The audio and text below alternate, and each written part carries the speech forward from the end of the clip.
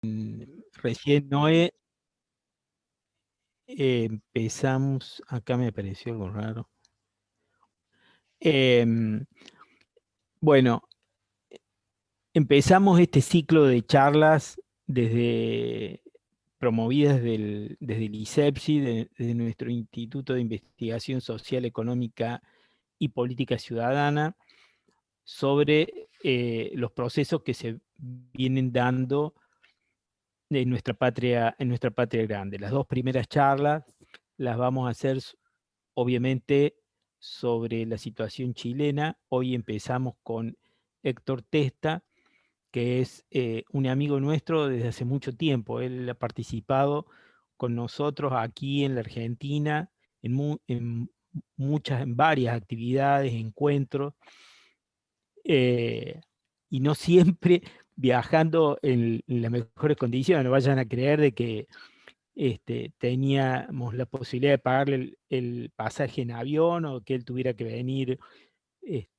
o que él se pudiera pagar el pasaje en avión. Venía en colectivo desde allá, desde Santiago, desde Valparaíso, Santiago de Chile o Valparaíso, donde estaba viviendo, eh, y se trasladaba en colectivo hasta Buenos Aires y compartía con nosotros un par de 2, 3 días, y después se volvía a su patria por el mismo medio. Y bueno, y también hemos compartido actividades, reuniones con él en Santiago de Chile. O sea que tenemos una trayectoria común, bastante extensa. La semana que viene vamos a hacer el día miércoles próximo a las 18 horas otra actividad sobre la situación chilena. Le vamos a dar continuidad a este debate sobre la situación chilena con otros compañeras de Chile, en este caso dos economistas que Héctor conoce bien, que son Consuelo Silva y Claudio Lara Cortés. Con ellos también hemos compartido muchas actividades. Bueno, ¿por qué empezamos con Chile? Obviamente porque acabamos de atravesar el proceso de la elección constituyente del fin de semana del 15 y 16 de mayo, que para los que vivimos fuera de Chile, y aunque estuvimos siguiendo todo el proceso desde hace tiempo, nos resultó una sorpresa absoluta. Yo recuerdo un posteo, un mensaje de WhatsApp que me mandó Héctor una semana, 10 días antes, y decía ahí, nos va a ir bien, estamos entre que nos va a ir bien o nos va a ir muy bien a la izquierda. Y sospechosamente, eso decía él, sospechosamente no hay, o hay muy pocas publicaciones de las encuestadoras de cómo van a salir las elecciones, predicciones de las encuestadoras, cómo van a salir las elecciones, y eso lo estamos leyendo como un síntoma positivo para nosotros, para la izquierda, para los sectores populares. Bueno, finalmente el resultado es el que conocemos. De todas maneras, la primera pregunta se refiere un poco, la segunda pregunta se refiere también a cómo quedó el proceso, cómo quedó la Convención Constituyente con ese resultado. Em, Me parece que yo, por lo menos de mi punto de vista, el mejor símbolo de lo que sucedió y está sucediendo en Chile es un cartel que vi en muchas movilizaciones, sobre todo del 2019, que decía Chile despertó. Eh, Realmente, digamos, una síntesis de todo un proceso de muchos años en que veíamos que la situación en Chile, eh, si bien había movilizaciones y había manifestaciones opositoras a los distintos gobiernos que administraban el modelo neoliberal, no se podían plasmar después en acumulación política. Bueno, desde afuera de Chile hay cosas eh, que necesitamos saber. Mira. Necesitamos saber, para entender lo que pasa ahí, necesitamos saber para también aprender de todo ese proceso y para, en alguna medida, pensar si hay algunas cosas que están pasando también en nuestros países y que son similares, ¿no? Entonces, digamos, la primera pregunta sería, em, ¿cuál es el proceso? ¿Cuál fue el recorrido previo que, que se hizo, que hizo el pueblo chileno, que desarrolló el pueblo chileno y que desembocó en este extraordinario resultado que tuvimos hace menos de 2 semanas en las elecciones constituyentes de Chile? Adelante, Héctor. Hola Isaac, hola a todas, a todos. Siempre un gustazo compartir con ustedes.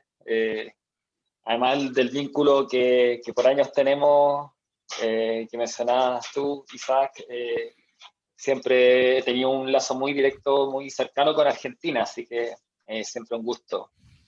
Y más compartir con personas que, valga la redundancia, compartimos la convicción de que los cambios que nosotros anhelamos y los procesos que intentamos impulsar o son continentales, ¿no? O son, superan las fronteras estatales o simplemente no serán.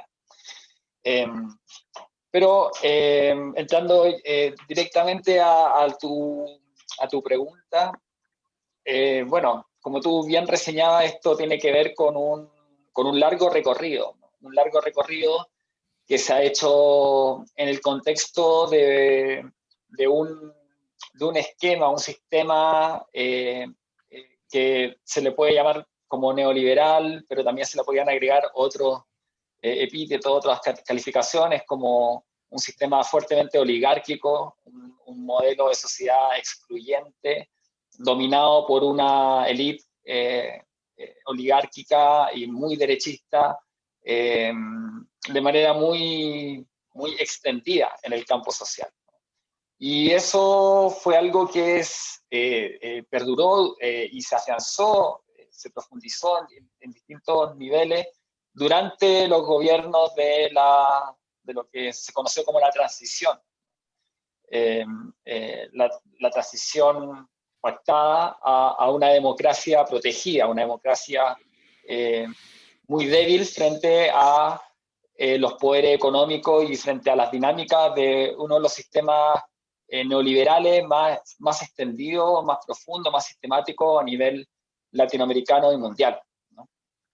Y parte de las dificultades que tuvimos todos esos años para construir una alternativa política consistente tenía que ver precisamente con las fortalezas a nivel político e institucional que tenía ese régimen de cosas. Sin prejuicio de lo cual, como tú bien reseñabas y hemos conversado tantas veces, hay un recorrido del movimiento social, de las organizaciones sociales, de las franjas de la sociedad con mayor vocación transformadora, por ir a contracorriente y ir construyendo procesos de organización, de politización social, popular, en un principio casi como una contracultura, pero con el correr de los años, ¿no? Uno va viendo cómo a lo largo de los 2000 y de los 2010 se va construyendo un movimiento social con cada vez mayor masividad, fortaleza, claridades políticas, programas. Y eso a nivel de suelo, ¿no? Pero, como señalaba, a nivel institucional, a nivel político, un cierre muy fuerte producido por esta institucionalidad, ¿no? cuyo núcleo central es la Constitución de 1980 y el orden constitucional que ella configura.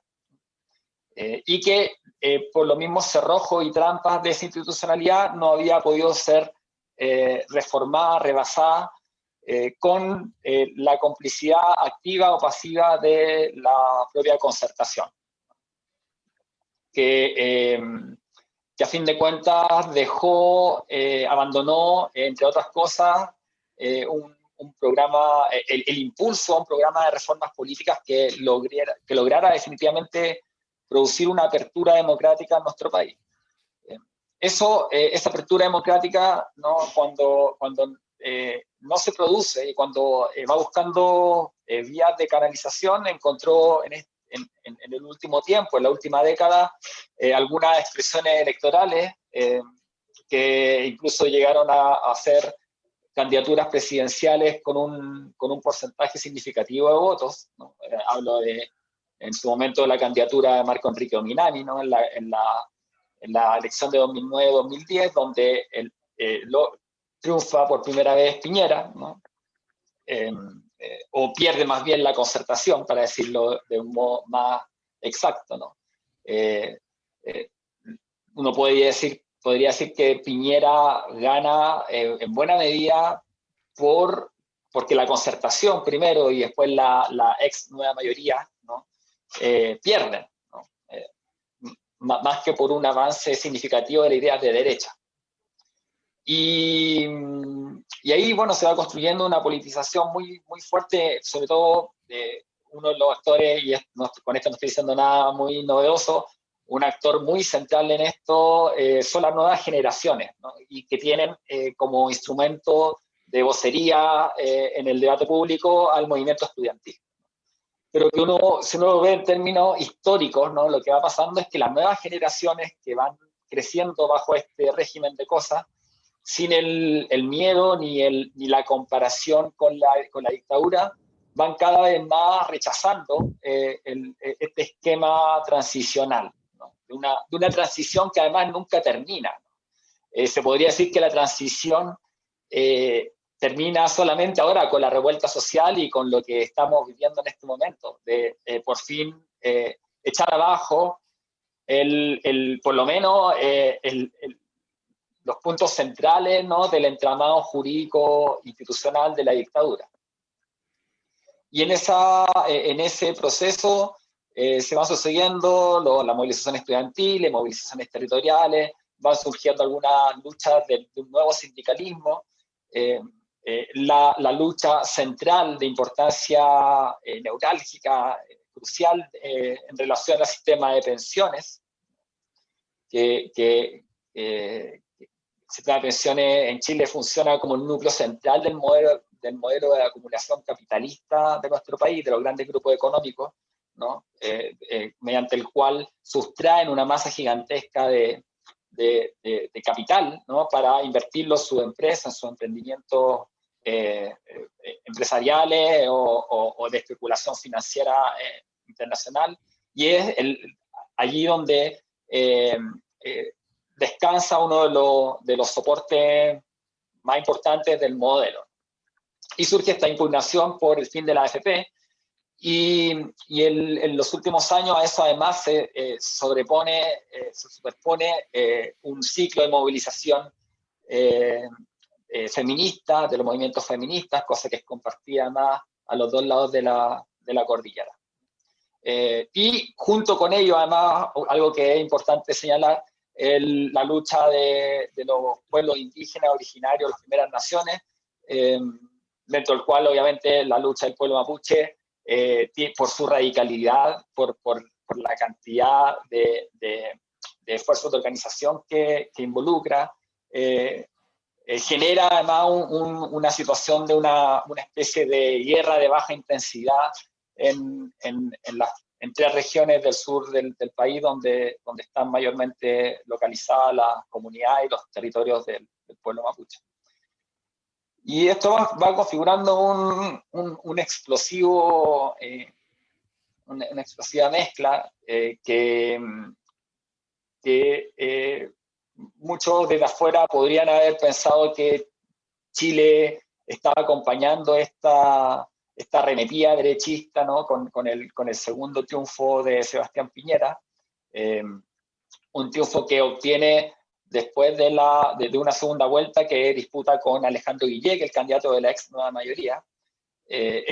Yo en ese momento fui de quienes participamos en la construcción del Frente Amplio, que compitió en esas elecciones con bastante buenos resultados, por primera vez en esa elección, esperando la elección del 2017, se logra instalar una bancada significativa en el Parlamento, ¿no? Hasta ese momento, el Congreso, la Cámara de Diputados y el Senado estaban casi totalmente monopolizados por lo que se conocía acá como el duopolio, ¿no? O sea, la Concertación y los partidos de la derecha pinochetista.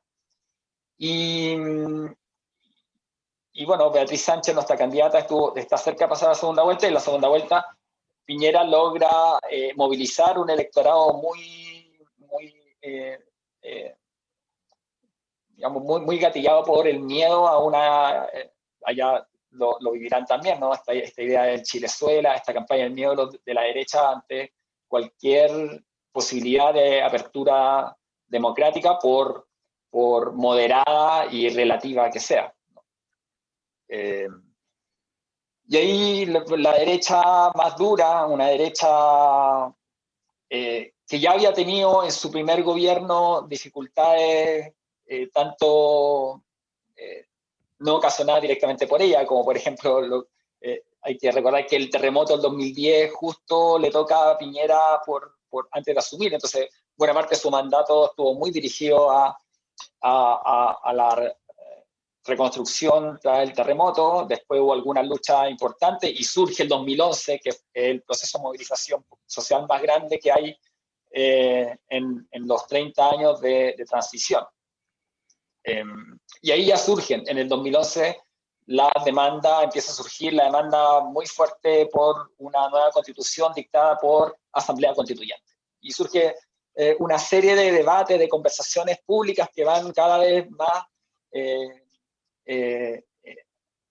abarcando, llegando a más franjas sociales y que copan el debate público. Y además, en estos años, los últimos años, se le agrega un elemento adicional, que es que esta idea de un Chile donde las instituciones funcionan, donde la clase política en general no tiene los mismos vicios, los mismos defectos que en otros países de la región. Básicamente la corrupción, ¿no? Los fenómenos de cooptación del poder del dinero a la política, a la dirigencia y partidos políticos, empieza a correrse el velo y empiezan a haber causas que tocan a todos los partidos de este orden, ¿no? Y con el avance de estas causas, estas investigaciones, algunas judiciales, otras muy gatilladas por los medios de comunicación alternativos, ¿no? Internet, ¿no? Chile es un país con una fuertísima concentración mediática. Los grandes medios de comunicación masiva están prácticamente todos en manos de las derechas más duras, y sin duda el surgimiento de las redes sociales, ¿no? La masificación de Internet tuvo un efecto democratizador en el sentido de lograr instalar medios de comunicación que fueron impulsando todos estos procesos. Tanto los procesos de movilización, de construcción popular, como los de descomposición de las fuerzas políticas tradicionales. Y en esa mezcla estamos ahí en nuestro cotidiano 2019, ¿no? No había grandes momentos de tensión, aunque uno veía que estaba latente, ¿no? Por una serie de variables que se veían, ¿no? Un sistema en que ya el sistema de pensión estaba en descomposición, entonces la gente se está jubilando con muy poco dinero, hay un alza en el costo de la vida sostenido, los salarios son bajos, ¿no? Chile es un país sostenido fundamentalmente sobre la base del endeudamiento, ¿no? El endeudamiento de las familias, que es brutal, ¿no? Buena parte del ingreso de las familias se destina a pagar deuda,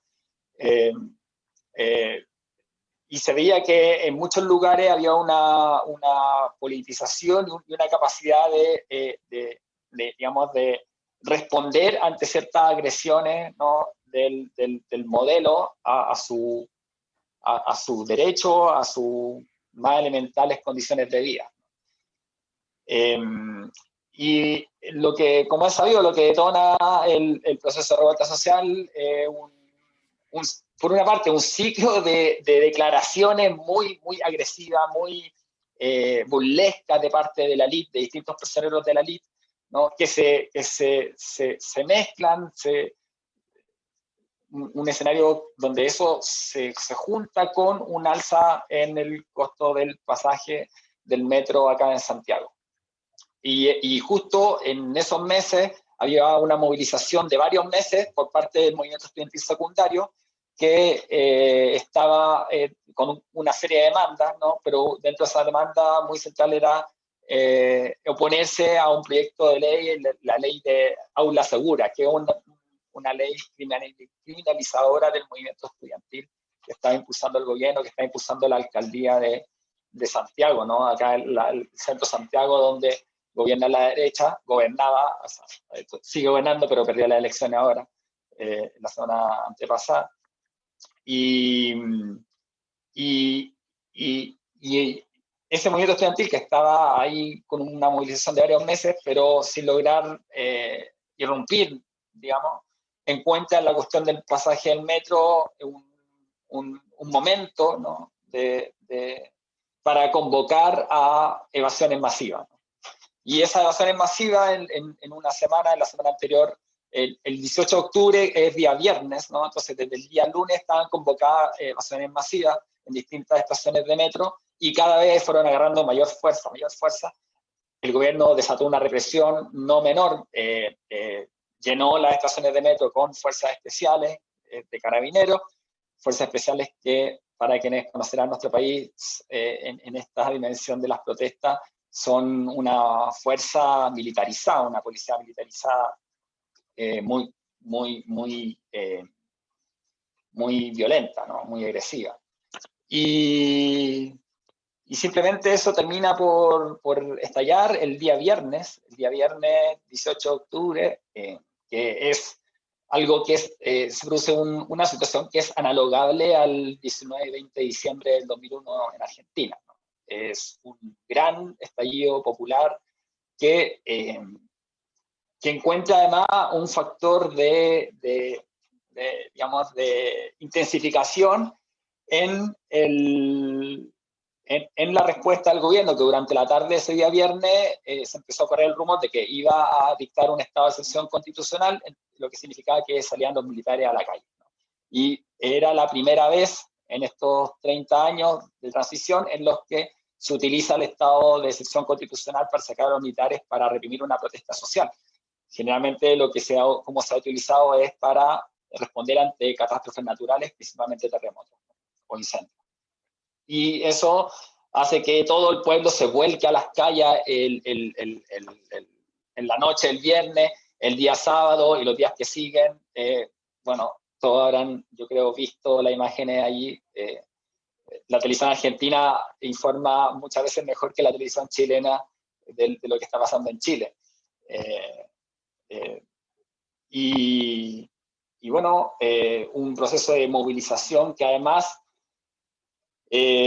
impulsa cientos de asambleas territoriales, asambleas barriales, que empiezan a debatir, entre otras cosas, la cuestión constitucional, y lo que produce que un mes después de la erupción de la revuelta, y en un contexto en el que los alcaldes y distintos actores institucionales estaban impulsando una consulta popular para una nueva constitución, y también estaba en el ambiente la cuestión de si Piñera lograba sostenerse en el gobierno.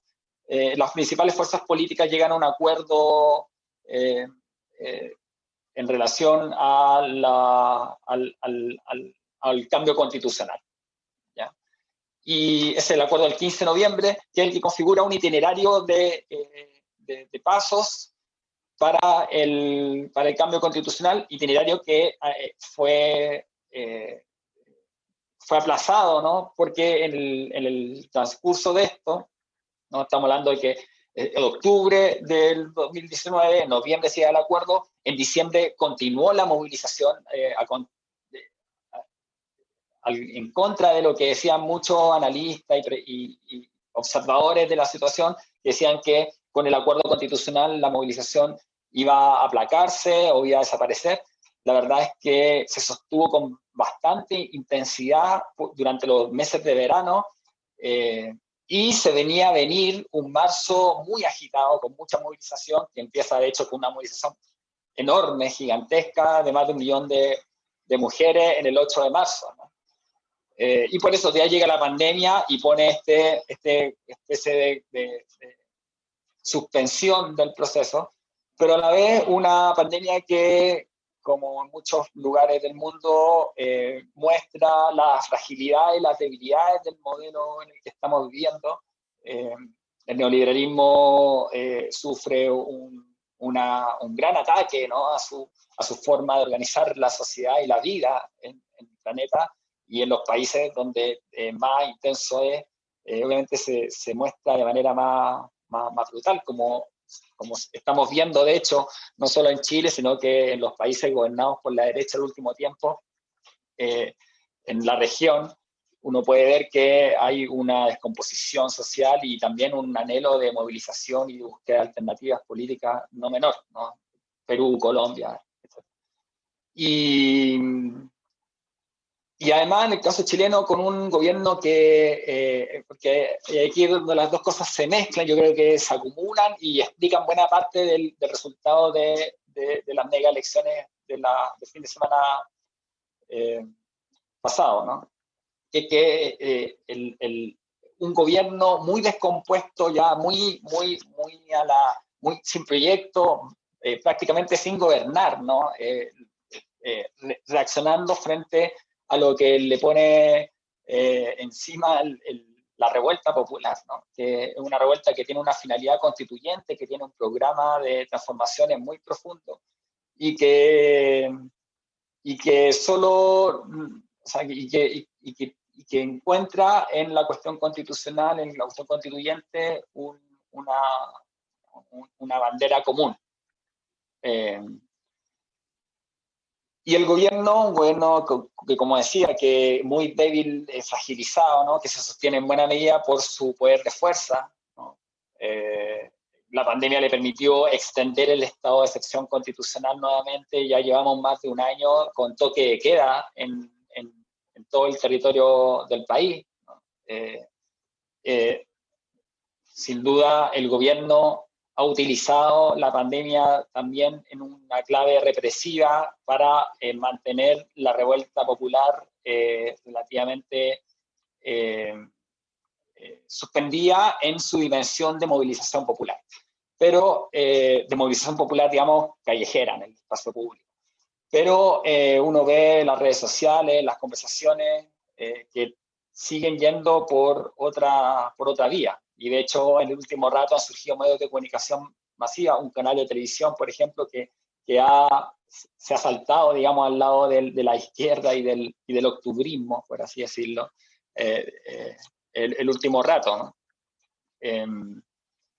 Y bueno, ahí llegamos a las elecciones que ahí cualquiera que pueda buscar en Google, ver en Wikipedia los resultados, no voy a latearlos con la cifra tan específica de lo que pasó, pero lo que hay es un terremoto político electoral cuyas consecuencias todavía están ahí en curso, ¿no? Es una noticia en curso, hay una descomposición total de las fuerzas tradicionales, hay un escenario electoral muy favorable, o por lo menos que invita a mucho optimismo de cara a las elecciones que hay en noviembre y diciembre, las parlamentarias y la presidencial de primera y segunda vuelta. Y dentro de eso, además de que es claramente digamos, un desplazamiento del arco político, de las preferencias políticas del pueblo de Chile hacia la izquierda, hay una fuerte demanda porque hay una recomposición política, ¿no? Que no solo es de izquierda, sino que también está relacionado con lo que se conoce como la fuerza de los independientes, ¿no? Es decir, Sí, cómo ahí la sociedad organizada irrumpe en el escenario político. sería interesante ahí, porque bueno, me parece que el proceso está buena, muy bueno la descripción de todo el proceso, para entender esto como realmente una consecuencia, digamos, de toda una etapa de movilizaciones sociales y que en una primera etapa no alcanzaban desemboque político y ahora lo están encontrando la posibilidad de que todo ese proceso de rechazo al modelo se expresen en alternativas que seguramente están en construcción, y en eso tomo lo que vos planteas, que la noticia de lo que sucedió el 15 y 16 de mayo es una noticia, para decirlo en términos mediáticos, una noticia en desarrollo. Digamos. Estamos en pleno, estamos viviendo una nueva transición, digamos, durante una verdadera transición. Durante 30 años se vivió en Chile un proceso de transición que no era tal, sino que en lo político estaba estancado en un modelo que tenía las características que vos describiste. Sucedió lo que sucedió ahora, como una consecuencia, como una expresión de todo ese proceso, y es importante entenderlo así porque estamos pensando entonces que ahí hay causas profundas, digamos, hay eh, expresiones y manifestaciones y aspiraciones de amplios sectores de la sociedad que, que realmente pretenden otra cosa, pretenden otra constitución, pretenden otra sociedad, pretenden otras posibilidades. Bueno, lo que sería interesante es tener un panorama, dos cosas, digamos, un panorama de cómo quedó conformada la convención, digamos, constituyente, ¿no es cierto? Porque, bueno, aparece la derecha está bastante disminuida respecto a lo que era antes, pero por lo menos lo que aparece en las noticias es que es dudoso si conserva o no la posibilidad de su capacidad de veto, teniendo en cuenta que por lo menos en el acuerdo constitucional que se hizo para esta convocatoria, estaba presente la necesidad de eh, que hubiera una mayoría de 2/3, por lo menos para sancionar algunos aspectos importantes o todos los aspectos de la Constitución. Eso tendrías que aclararlo vos. Entonces, bueno, ¿cómo es esa composición en ese sentido, más allá de la descripción detallada, digamos, un panorama general que nos da una idea del otro aspecto, del siguiente aspecto, que en realidad es el más importante? ¿Qué expectativa tenemos de qué constitución puede resultar de esta convención, con esta composición? Y también cuáles son los nudos principales que se van a disputar, que se van a debatir y que se van a disputar y que se van en definitiva, se van a sancionar, digamos, como para tener parámetros desde afuera de si, cuál es el curso del proceso, digamos, ¿no es cierto? Que viene de aquí en más alrededor de los debates en la constituyente. Sí.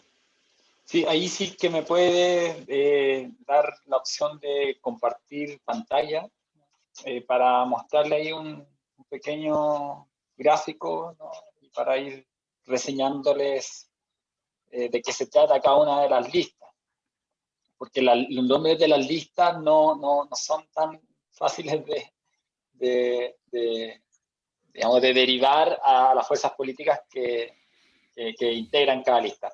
Pero, claro, es efectivo lo que tú dices, el quórum de 2/3 fue uno de los términos del acuerdo del 15 de noviembre, ¿no? del 2019, ¿no? El acuerdo que yo mencionaba entre los principales partidos políticos con representación parlamentaria, exceptuando una parte del Frente Amplio, que no concurrimos a ese acuerdo, lo cual motivó también el quiebre del Frente Amplio. Yo desde entonces no soy parte de, como muchos y muchas, incluso organizaciones completas se salieron del Frente Amplio por la suscripción del acuerdo. Ya puedes compartir. Bueno, y una parte del Frente Amplio por una parte, y el Partido Comunista, que es un actor que no es menor, es relevante señalarlo, y aquí les voy a mostrar cómo está compuesto. Bueno, y como tú señalabas, hay un quórum de 2/3 para la toma de los acuerdos de la Convención Constitucional, un quórum que es uno de los elementos centrales del rechazo que nosotros hemos formulado, que los sectores críticos al acuerdo hemos formulado frente a este.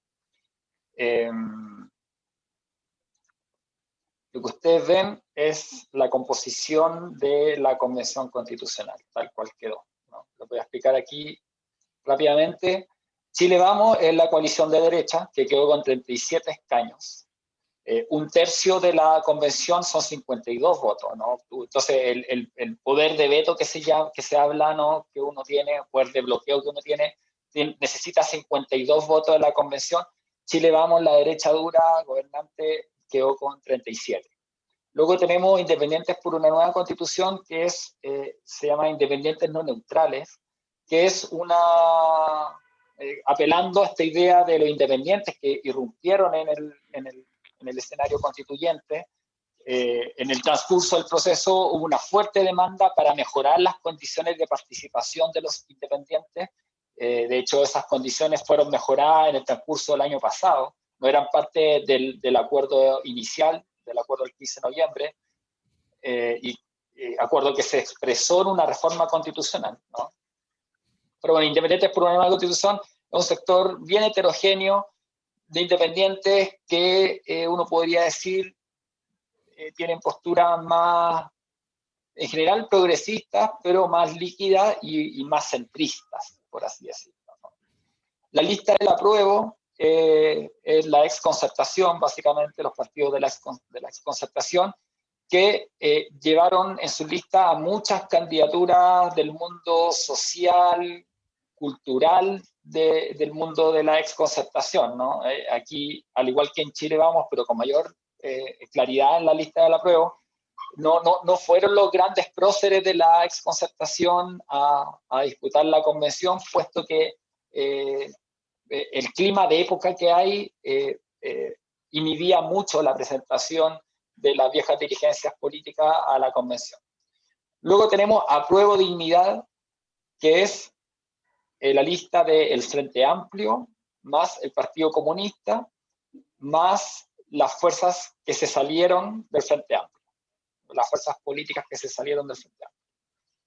Y la lista del pueblo es una iniciativa surgida en el transcurso del proceso, ¿no?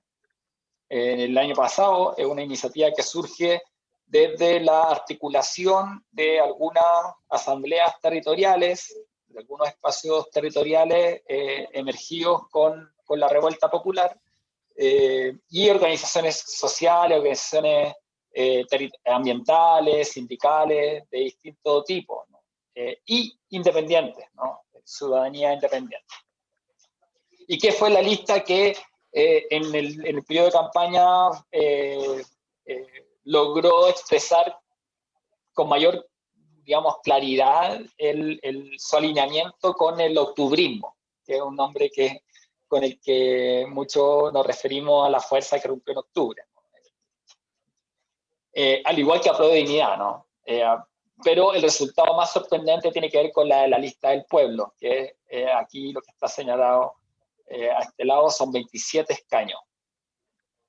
Luego, en los escaños que están con color verde son los escaños reservados para los pueblos originarios, que son 17 escaños, dentro de los cuales solo 3, uno podría decir que están alineados con la derecha, todo el resto son representantes indígenas digamos, una refundación plurinacional del país.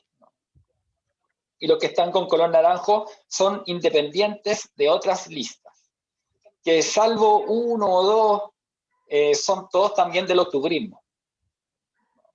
Son todas organizaciones sociales, porque en el escenario tan caótico que se armó, ¿no? Y aquí un tema que es importante señalar por el tamaño de la sorpresa que se produjo en el fin de semana pasado, porque por el sistema electoral que se utiliza, ¿no? Que es un sistema proporcional DONT, ¿no? De repartición de los escaños, que es el mismo que se utiliza para la Cámara de Diputados, era previsible que la lista de Chile Vamos, ¿no? Que toda la derecha fue unida en una sola lista, iba a tener mucho más escaños porque el sistema le iba a preferir, ¿no? Le iba a poner una posición prevalente, puesto que las listas más grandes son beneficiadas, ¿no? En el sistema DON. Y la dispersión del campo de la izquierda y los movimientos sociales, todos auguraban que iba a producir una baja electividad de las votaciones de las candidaturas independientes y del mundo social. Cosa que no ocurrió con la magnitud que se pensó, puesto que fue tal el tamaño de la votación a favor de estas listas que en muchos distritos, si bien Chile Vamos era la primera mayoría, ¿no? La derecha era la primera mayoría, quedaba muy poco por encima de las otras listas, ¿no? De la lista del pueblo en algunos casos, de la lista de la pro-dignidad en otros, pero quedaba muy cerca, ¿no? Por lo tanto, la dispersión no produjo ese efecto catastrófico que muchos temíamos de que iba a quedar muy sobre representada la derecha en la convención, aun cuando no sacara muchos votos. Bueno, ese es el cuadro, ¿no? Uno puede ver que claramente está inclinado hacia la izquierda, ¿no? Hacia las fuerzas populares, hacia el octubrismo, la convención, porque incluso en la lista del apruebo, aquí cuando uno va al detalle de la lista del apruebo de la exconcertación, la derecha de la exconcertación tiene muy poco peso. Muy poco peso. La DC, la democracia cristiana, el partido histórico, ancla del inicio de la transición, la democracia cristiana sacó un escaño. Un escaño. Y ellos con todo el peso, no solo nacional, sino que internacional también. La Fundación Konrad Adenauer, desde Alemania, apoyando las propuestas constitucionales de la democracia cristiana. ¿Qué quedó de eso? Un escaño. Cuando al otro lado uno ve organizaciones sociales como Modatima, por ejemplo, el movimiento por la defensa del agua, la tierra y el medio ambiente, que ha hecho una lucha emblemática por el agua en Chile es privatizada y ahí hay un conjunto de luchas territoriales de alta significación, obtuvo 3 parlamentarios, o sea, 3 escaños. Y un gobernador en Valparaíso. Esto además se traspasó a las otras elecciones, quizás no con el tamaño de lo que pasó en la Convención Constitucional, pero se traspasó mucho a las elecciones de alcaldía, de gobernadores, de concejales. Entonces la izquierda irrumpió, sobre todo la lista de la pro-dignidad, que es la que tiene mayor articulación política, porque son partidos políticos, a diferencia de la lista del pueblo. Pero la lista pro-dignidad les fue muy bien en las elecciones de gobernadores y de alcaldes, ganándole a la derecha alcaldía emblemática, dentro de ella la alcaldía de la Comuna de Santiago, de Maipú, la de Viña del Mar, la gobernación de Valparaíso y un puñado muy importante de alcaldías. Bueno, y ahí les dejo de compartir para hacer un poco el análisis de lo que estamos y cuál es como lo que se perspectiva con esto. Por una parte, lo primero que hay que decir es que lo que se debate en este momento tiene mucho que ver con esa conversación y disputa que hubo en torno al acuerdo del 15 de noviembre, puesto que lo que se señala en el acuerdo y lo que después se detalló con algo más de precisión en la reforma constitucional que se aprobó en diciembre de ese año y que regula todo este proceso. Lo que se hizo fue modificar el capítulo de la Constitución que aborda el tema de la reforma constitucional y se incorporaron ahí una serie de artículos para regular este proceso.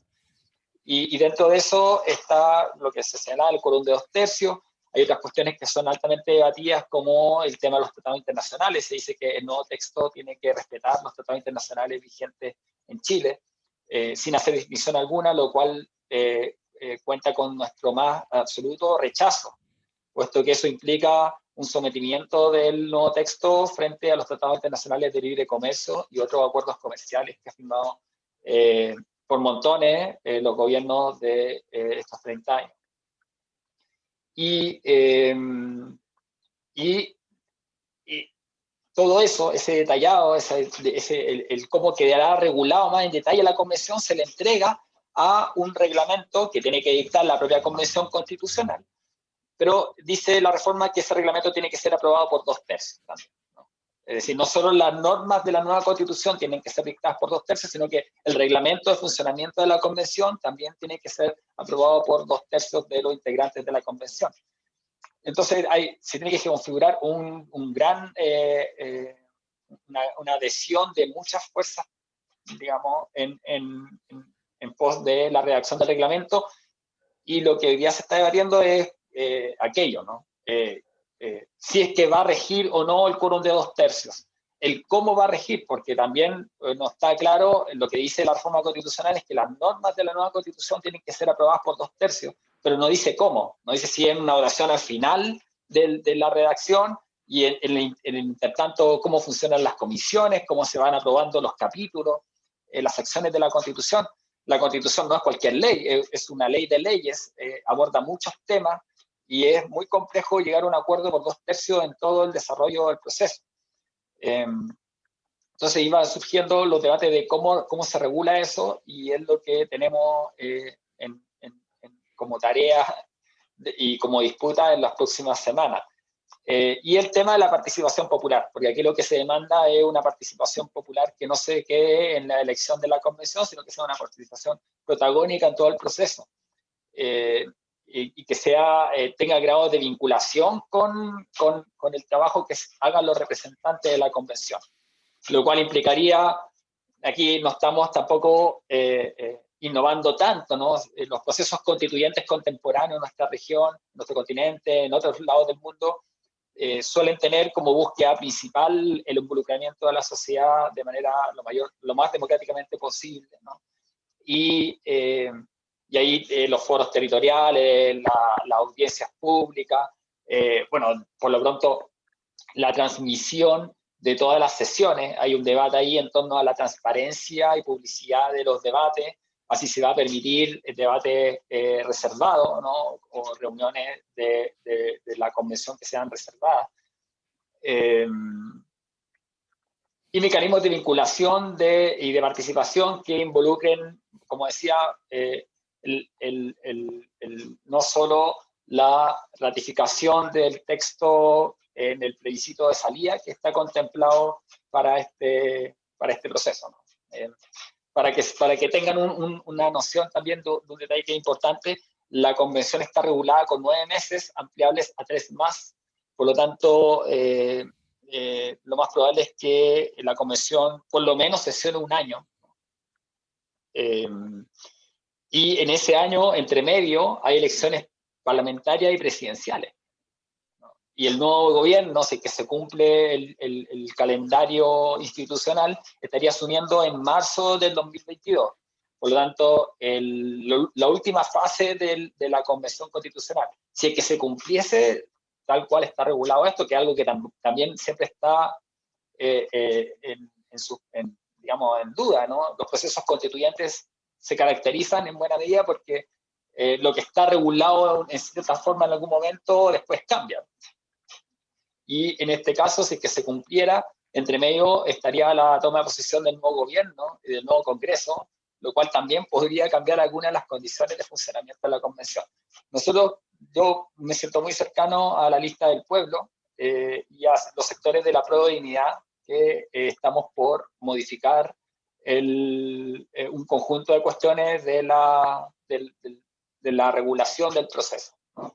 Ya señalé lo del quórum, lo de los tratados internacionales, los mecanismos de participación tienen que estar incluidos con mucha fuerza, cosa que ojalá existan esos 2/3 para que el reglamento esté muy con eso muy presente. Y bueno, no, eso, se me queda una idea, pero esos son los puntos centrales de lo que hoy día se está conversando, ¿no? Bien, Aquí, en relación, ya me acordé lo que quería señalar, ¿no? Esto de los tratados internacionales. Para mí es importante, porque muchos que dicen con respecto a esto que porque se estableció un mecanismo de reclamación.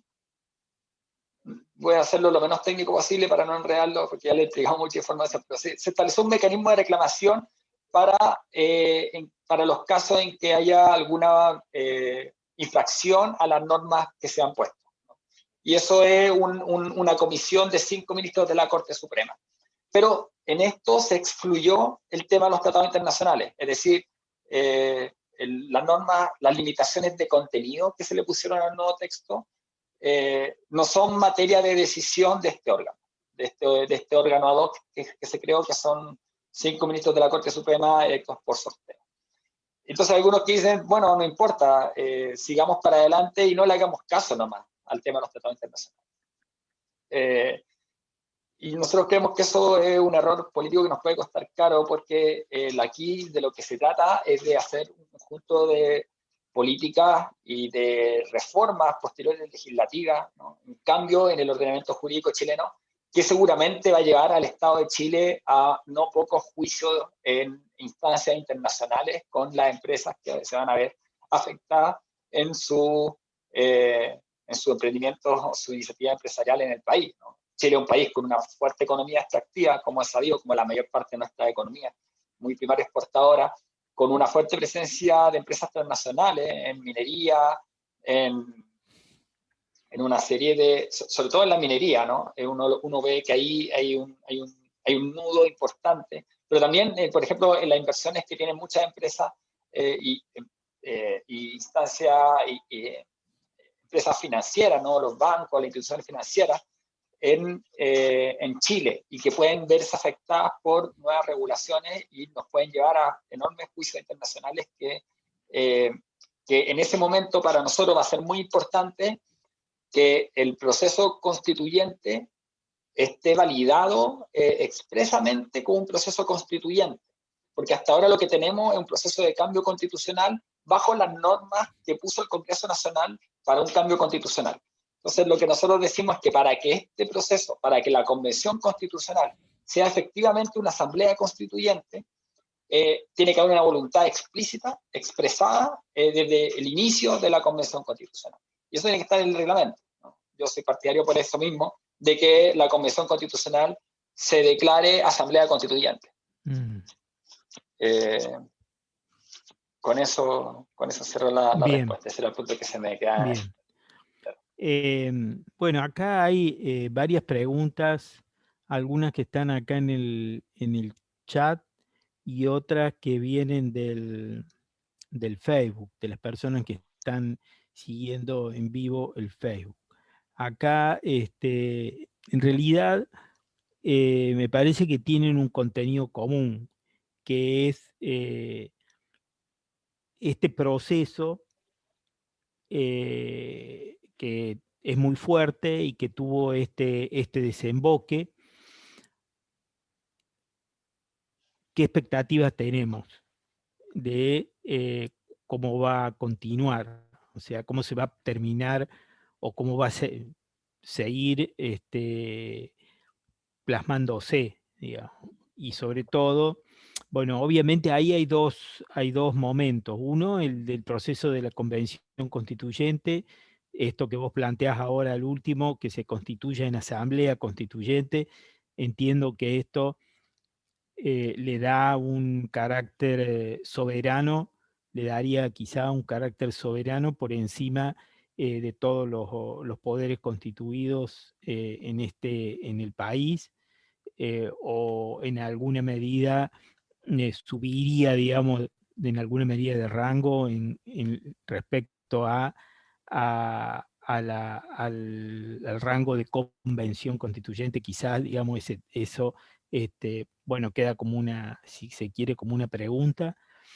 Y, y bueno, en ese proceso, en la medida en que la convención, la asamblea constituyente adquiera la fuerza necesaria para legitimarse y para legitimar todo lo que vaya a sancionar, eh, ¿qué, qué expectativa tenemos respecto a efectivamente volvemos a la pregunta original con la que convocamos esta charla, si estamos en condiciones de plasmar un cambio de época que se desarrolla desde abajo en un nuevo orden político y social en el país, si efectivamente se va a cristalizar en un verdadero cambio de época o va a quedar en una situación, digamos, intermedia, en un cambio de imagen trabado por los poderes fácticos que obviamente no han dejado de actuar en Chile, aún cuando los poderes fácticos en Chile y los poderes fácticos internacionales no han dejado de actuar en Chile en ningún momento, incluso al siguiente minuto que se encontraron con la sorpresa de semejante resultado electoral, ¿no? Claro. Sí, en cuanto a las expectativas, yo creo que todas, ¿no?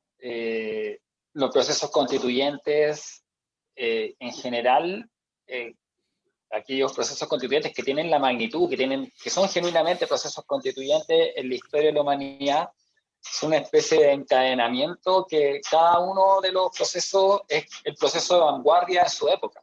Entonces produce una constitución de vanguardia. Y yo creo que existen muchos elementos para afirmar de que la constitución que puede emanar de este proceso constituyente va a ser una constitución de referencia y de vanguardia a nivel planetario. Y seguramente lo que podemos nosotros avanzar en la nueva constitución puede servir mucho para otra experiencia, por lo pronto en nuestro continente. Ahí también leía que había una pregunta relativa a cuál es digamos, qué tanto podemos avanzar en cuanto al debate constitucional y enlazándolo con una construcción de unidad y de fuerza política. Yo creo que eso se ha venido dando muy, muy naturalmente, por así decirlo, ¿no? Quizás la palabra natural no es la más certera, ¿no? La más rigurosa, pero se ha dado por la propia dinámica del proceso histórico. La verdad es que este es un proceso que no tiene una conducción única, ¿no? Es una de sus particularidades. Yo creo que también puede ser una seña de cómo están configuradas las sociedades y los procesos políticos en el presente. Es una organización muy en red, muy con muchas cabezas, ¿no? Pero que ha logrado construir en su propia dinámica una conducción, digamos, ¿no? Por así decirlo, el movimiento popular ha conducido este proceso más allá de las distintas organizaciones políticas partidarias que también componen ese gran polo por la refundación de nuestro país. Yo, en ese sentido, los resultados de las elecciones son una corroboración de intuiciones y de convicciones de largo tiempo, en el sentido de que lo que estábamos construyendo acá en el país ha dado pasos de avance muy importantes, lo cual no obsta a lo que tú señalabas de considerar también que las derechas, la élite y la clase dominante sigue siendo la que es, ¿no? Chile ha despertado en cierto sentido y rompió una gigantesca revuelta popular en este ya año y medio que llevamos, ¿no? incluso atravesado por la pandemia, pero ha mantenido su vitalidad, ¿no? En la fuerza popular que ahí se desató. Y de hecho yo soy un convencido de que no hemos tocado techo, ni siquiera en términos electorales. Lo que pasó en el fin de semana pasado puede proyectarse y ser incluso más grande en las elecciones de noviembre y diciembre. Escenario ante el cual las derechas y la élite están sencillamente aterradas. O sea, no les voy a contar todo el detalle de lo que ha pasado después de las elecciones, pero hemos tenido una semana y media donde tenemos un verdadero terremoto político que va teniendo unas réplicas después en todo digamos, un reordenamiento, ¿no? Y ese reordenamiento cruza el debate público, cruza también la impugnación que significa para los grandes medios de comunicación masiva, privada, que hay en nuestro país, que en buena medida excluyeron casi totalmente a las fuerzas que han irrumpido en la escena política nacional. Y lo digo no solo en la campaña de la convención, donde esta cuestión fue muy explícita, ¿no? La lista del pueblo tuvo una cantidad de minutos de presencia en televisión, en radio, enormemente menor que la que tuvo la derecha, la exconcertación, incluso comparándolo con la lista de apruebo de dignidad de los compañeros del PC, del Partido Comunista, el Frente Amplio y las otras fuerzas que integran el Frente Amplio.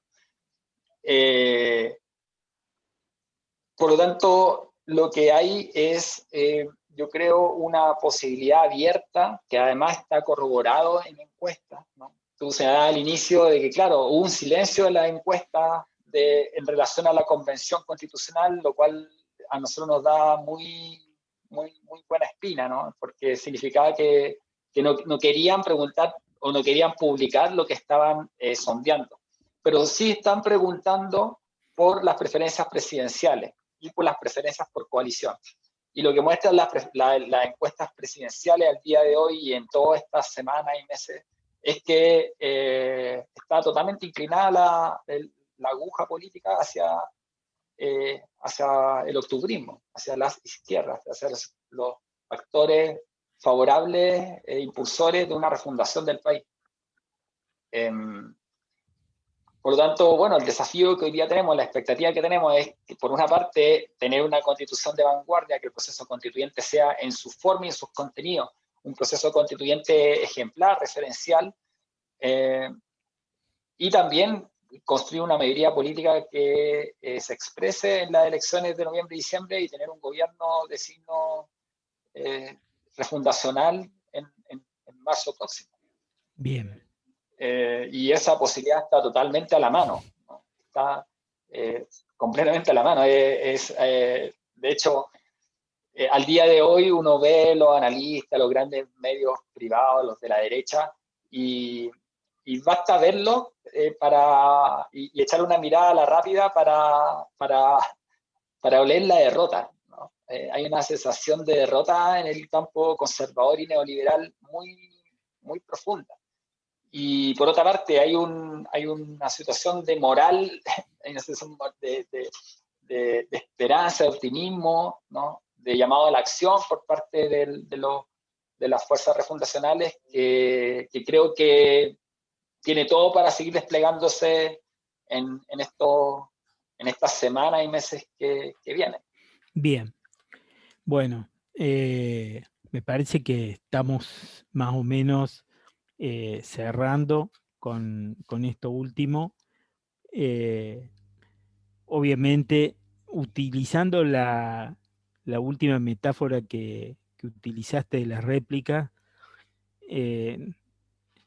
me parece que la mayor aspiración que tenemos es que el terremoto que se produjo hace 10 días en Chile, que venía obviamente preparándose con movimientos de capas subterráneas y no tan subterráneos desde hace varios años. Bueno, la aspiración es que tenemos todos y todas es que tengamos réplicas en, en los países de la región, réplicas de ese terremoto en los próximos meses, y que permitan expresar algo que es muy claro que se ha expresado, me parece, en Chile, que es que cuando durante años fuerzas políticas de distintos signos, que incluyen a las fuerzas autoproclamadas como progresistas o que tienen efectivamente un perfil progresista, una y otra vez fracasan en en su posibilidad de transformar o de incluso iniciar transformaciones estructurales de un modelo neoliberal que sigue vigente a través de las conformaciones más duras, de las conformaciones más permanentes, cuando estas fuerzas políticas que se alternan en los gobiernos prometen cambios y una y otra vez no los producen por las razones que fuera, y las estructuras se mantienen, y eso implica no solamente el sostenimiento de las injusticias que estos modelos producen, sino la profundización de esas injusticias.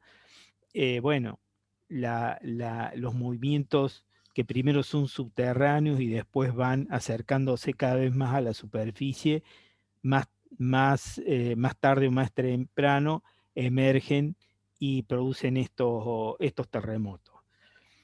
Obviamente el deber histórico nuestro es ser consecuentes con las aspiraciones que expresan estos movimientos. En este caso, lo que vos denominás el octubrismo, que es el proceso de movilización de octubre del 2019, bueno, en alguna medida eh, estuvo cercenado por el proceso de limitaciones a la circulación que introdujo la pandemia.